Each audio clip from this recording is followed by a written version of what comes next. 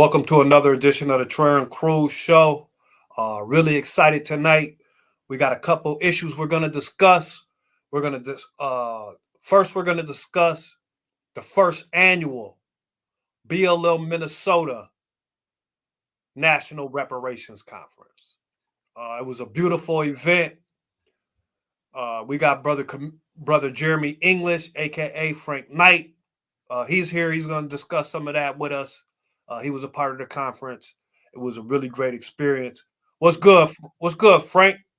How's everybody doing tonight? No doubt. How'd you feel about the conference? I mean, man, we had a lot of great, outstanding speakers. We had some great energy up in there. In a couple of minutes, I'm gonna go ahead and get my face on camera, my brother.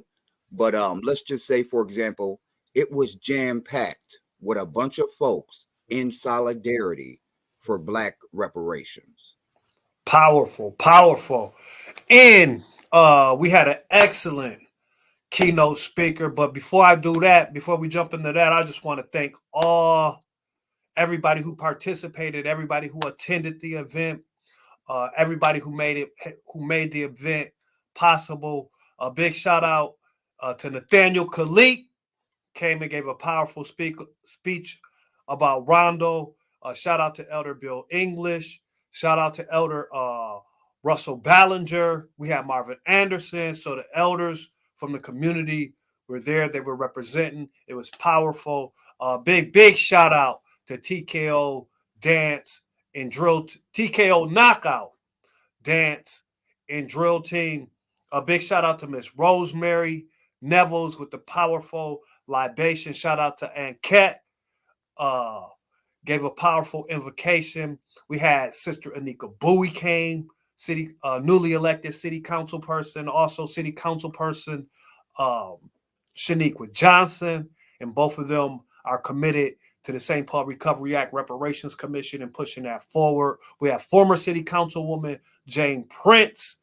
Big shout out to Jane Prince for all the work she's done in this reparations movement and with helping us move that conference forward. Big shout out to Tashira Garraway Allen and Family Support and Family stepped up big, led the bus tour, which we're going to take a quick look at momentarily. Monique Colers Doty, just all the sisters. Jeremy English gave a powerful workshop on the racial covenant on my house. Shout out to Sandy Berger. Sandy gave a great presentation on how they were able to get Jewish synagogues at the national level to pass a reparations resolution. We had Professor Andy Johnson gave a powerful workshop. It was a powerful event. Callie House gave a lineage know your roots workshop. So it was a powerful event. It was a 2-day event. And just thanks to everybody. And then we went on a tour. And it was a really powerful tour. So we went to Fort Snelling, where Dred Scott was enslaved by the U.S. military. We're gonna take a quick look, a quick glimpse of that, and we'll come back and unpack it.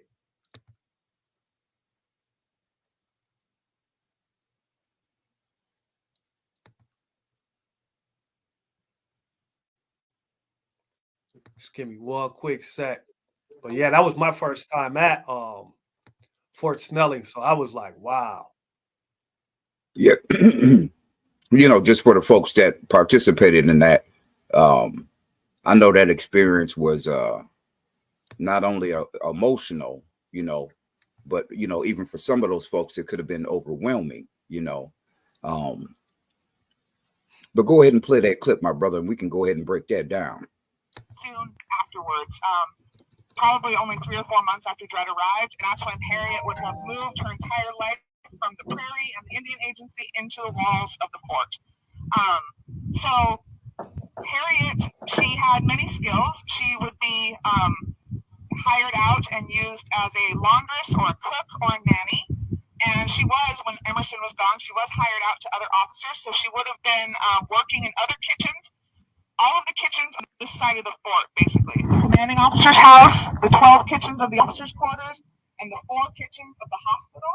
in the 4 years that slavery was practiced here, this is where enslaved people would have lived as well as worked. There's no separate quarters. They lived and worked in the kitchens primarily.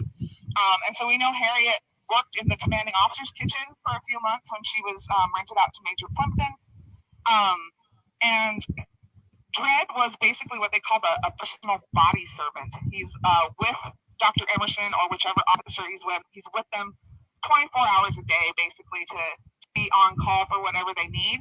But with Dr. Emerson, that meant he was also helping with basic medical tasks. So in 1837, when Dr. Emerson is vaccinating 500 Dakota.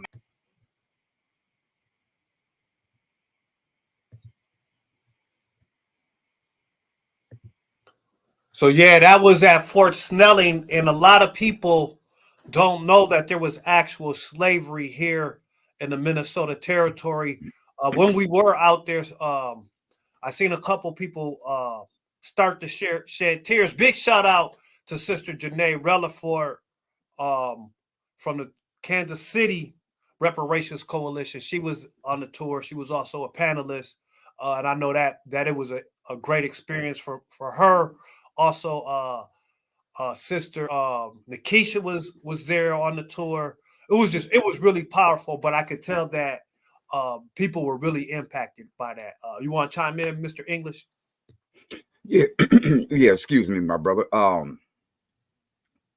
Fort Snelling holds a symbolic historical. It holds,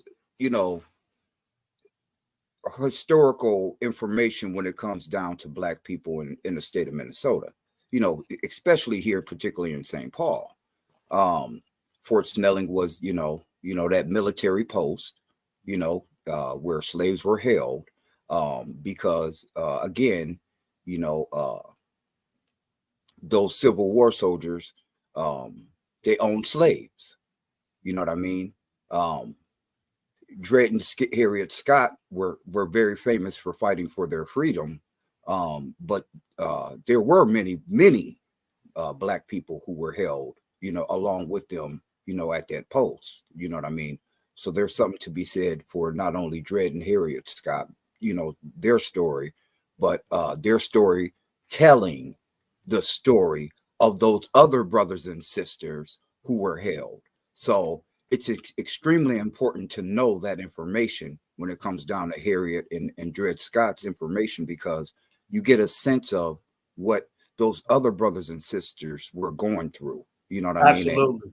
And, and I think that's, it's important for me to say that, my brother, because that's where, Sister Pitford, and shout out to her, that's where some of that, that emotion comes from. And it comes from the fact that, you feel that the spirit of Majora, you know what I mean? You feel that energy, you know what I mean? And it's inside your system, you know what I mean? And I know just the other day, I was watching a broadcast where, a brother was, he was showing a video of a pastor, down south.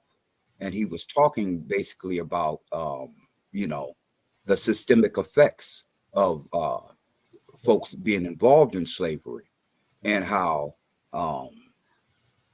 we have an emotional tie, to some of these landmarkings. When I go to Fort Snelling, I play, I play golf. Play golf up there at Fort Snelling. Every time I go up there, man, I feel my ancestor spirits. Every time I go. Indeed. And, I don't have to be,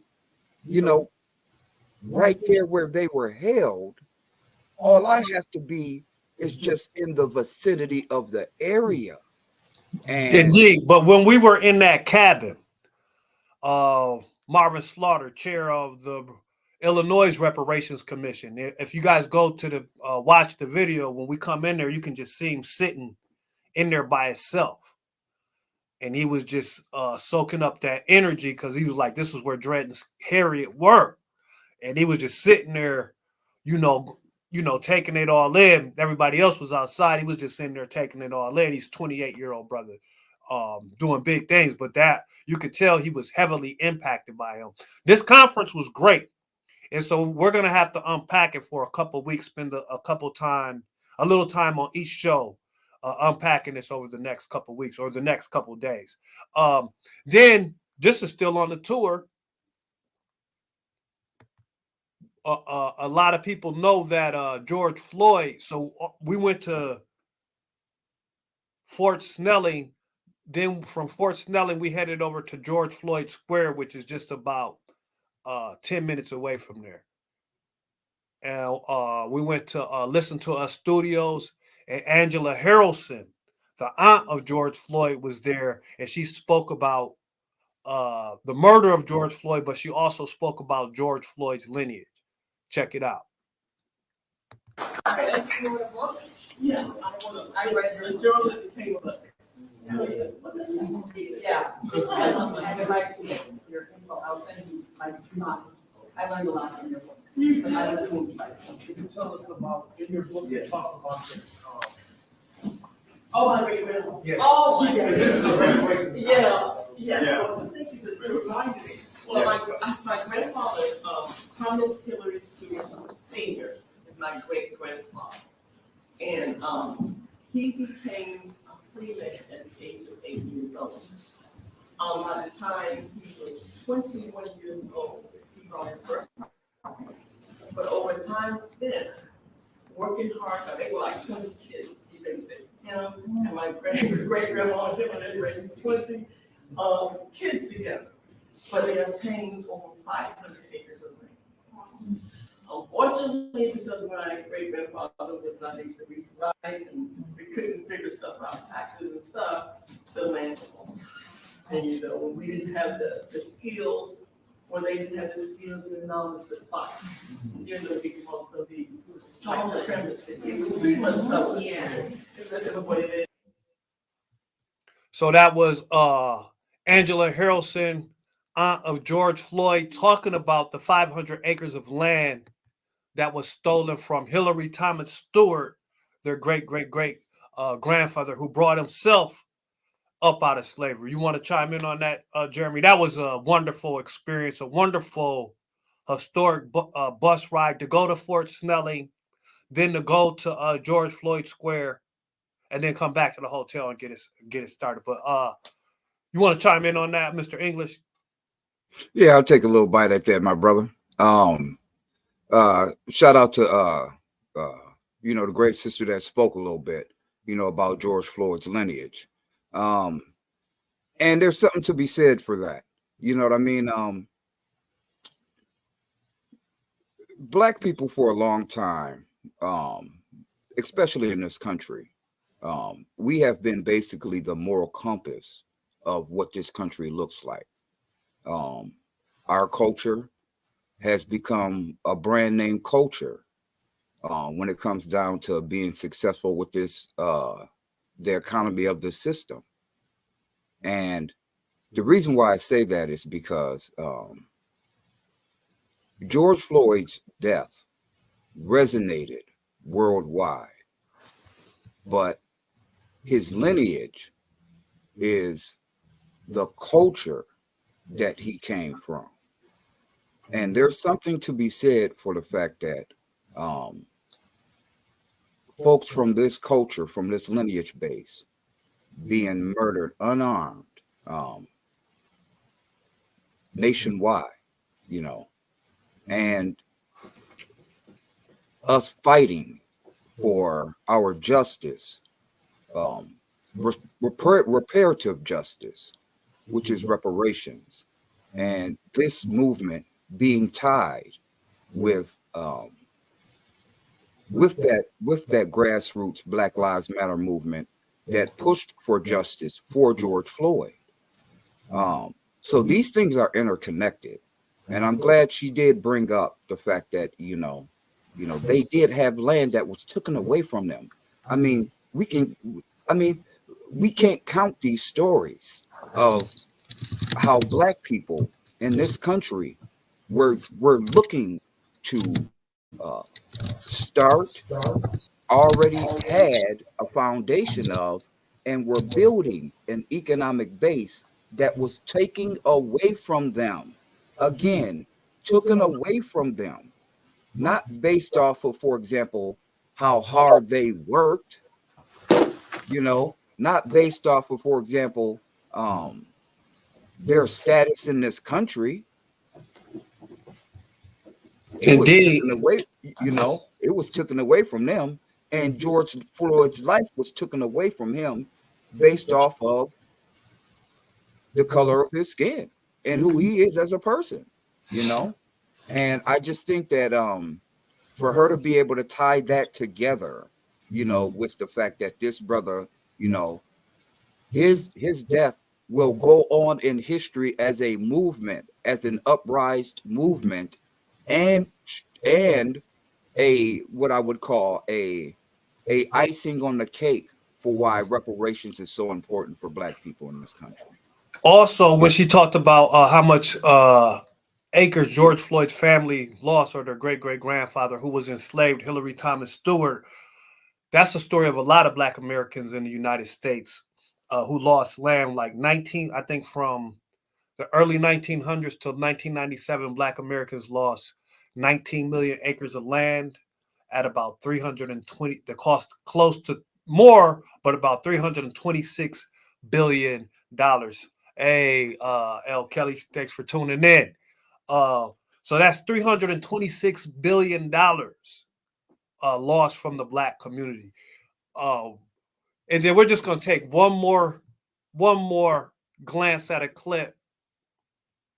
And again, we have legislation here that we know should pass.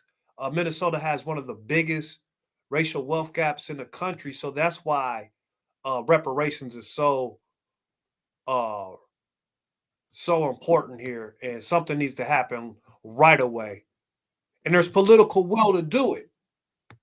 So this is Cam Howard. He was our keynote speaker.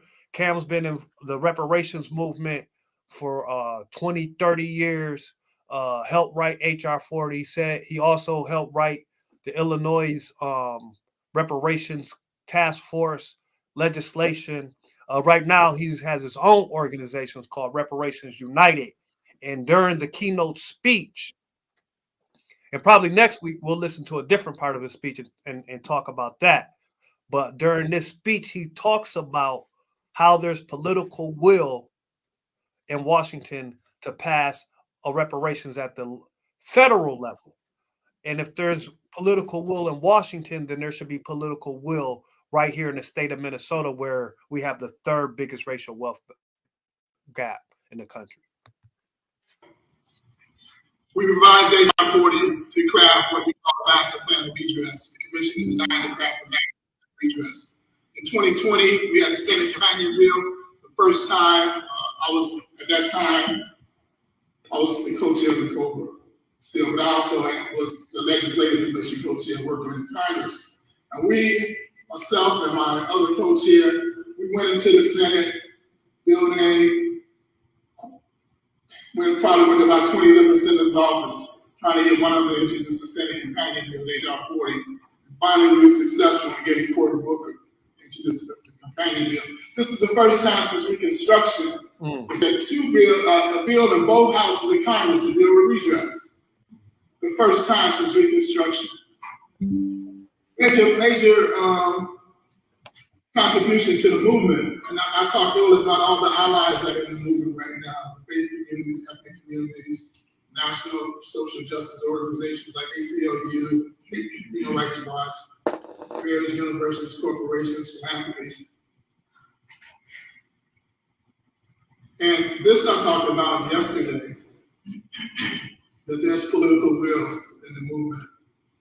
We haven't seen this either since Reconstruction, where you had the federal government, a branch of a party within the federal government, committed to repatriatory justice. 87% in the last Congress, 87% of federal elected Democrats supported the Reparations Commission. It's huge. Out of 240, the 200 and, I don't know if those numbers are here on another slide. Out of 200 I think 23, there were 223 Dems in the House and 50 in the Senate, so it's 270.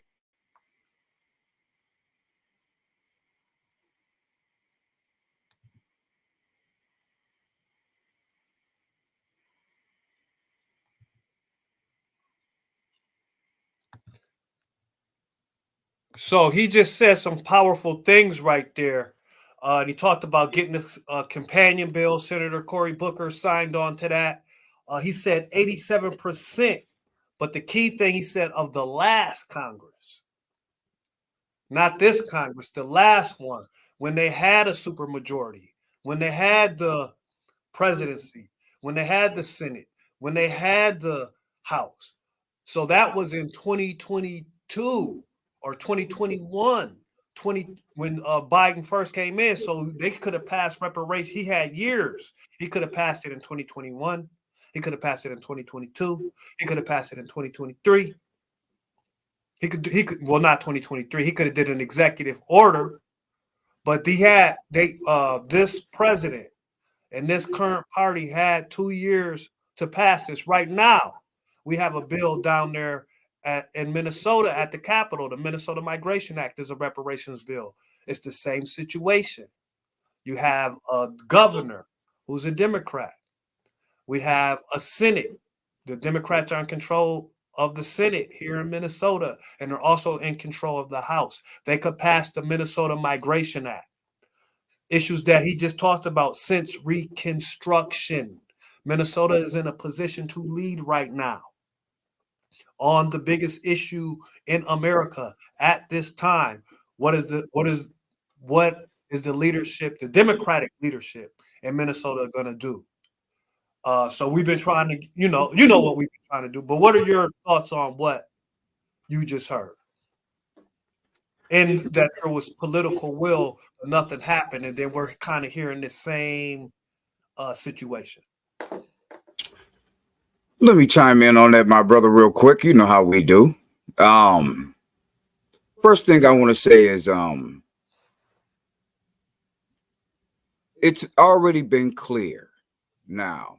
And I'm glad you played that clip of George Floyd's auntie, because it goes right into what we're saying here. In 2020, we had, a brother pass away from a knee on his neck, by a police officer. Torture, terrorized, yeah. I'm not saying that, and let's be clear, I don't even have to talk about other agendas that the Democrats deem as important. The vice president is out here on a tour with an agenda that the Democrats deem as important. She stopped in Minnesota with an agenda that the Democrats deem as important. Did it have anything to do with reparations? No. She should have focused or said something about reparations? I think so, given the fact that St. Paul has moved forward with the Permanent Reparations Commission. And if I'm correct, she did visit St. Paul.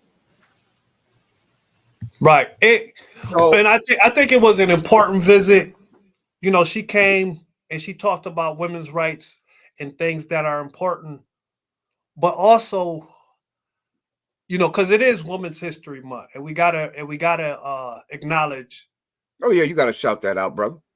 But at the same time, she's in Ramsey County, right? So just talking about disparities, Ramsey County's infant mortality rate is higher than both Minnesota and U.S. rates, and does not meet the Healthy People 2020 goal. Although the overall infant mortality rate for Ramsey County approaches the Healthy People 2020 target, the infant mortality rate 2014 through 2016 for infants born to African women was 11.5 per 1,000, significantly higher than the rate of 4.3 for white infants. During that same time period, the infant mortality rate in Ramsey County was 7.6 for Asians, and for Hispanics, it was 4.7 per 1,000 births. So that's what's happening right here. And these type of issues, Minnesota has the third biggest racial wealth gap in the country. Well, see, and this is why I had to tie both of these situations together, my brother, because reparations has everything to do with our health and medical needs. Yes. And, you know, for her to be able to come up here and speak about the reproductive agenda in St. Paul, yes, there's definitely something to be said about talking about why it's important for reparations to be involved with that. You know what I mean? And we got to see what else we need to see where these folks stand when it comes down to these parties. The DFL, and I'm not calling, you know, any Pacific politician out, but as a group, the DFL and the DNC have to show Black people where they stand on the reparations agenda that the grassroots has been bringing them. They clearly, like you said, had a number. They had a percentage number of in the 80 percentile. That was for it when they were in 87%. power. You know what I mean? And again, we talk about all the time about how Minnesota stays a liberal state. They stay a progressive state. Right now, we do have the political power, the political will to get, for example, that reparations commission established on a state level. You have to show us where you stand when it comes down to that, because we're in an election season and Black people right now are galvanizing their vote for something, for resources, for tangible resources that will affect them. That will close the racial wealth gap. Again, Minnesota has the third biggest racial wealth gap in the country. So it really it impacts Black Americans really hard. And if you have the everything you need to do, you can't say, well, the Republicans and we got to do this and that. It's not the Republicans here in Minnesota. Maybe nationally in the House, yeah, but in Minnesota right now, they have a trifecta. And so progressive legislation, reparations is the most progressive legislation you could get. And it should pass because it's needed and it's time. Want to thank you all for tuning in. We're going to keep having this discussion. We might do a special this weekend because we got a lot to cover. We had a lot of great information at the conference, and there's a lot of things happening. This program will be rebroadcasted on www.blacktvs.com or Black Watch Television on your Roku channel. Also tune in to the Frank Knight Show every Tuesday on www.blacktvs.com or Black Watch Television on your Roku channel. Have a prosperous week, rest of your week, and a great weekend. Peace.